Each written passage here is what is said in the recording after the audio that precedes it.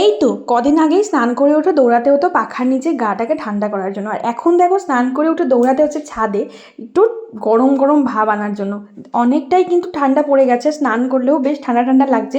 তাই চলে এসেছিলাম ছাদে, ছাদে এসেই অলিভ অয়েল মাখছিলাম। আর এমনিতেই আমি ছাদে এসে চুল আঁচড়াই, যেহেতু একটু হেয়ার ফল হয়, তো সেই কারণে।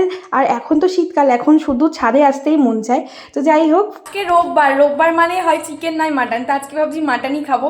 রেডি হয়ে গেছি, বাজার করতে যাচ্ছি, একা না বরের সাথে। বর আবার আমাকে ছাড়া বাজার করতে যায় না, তো যাচ্ছি এখন বাজার করতে।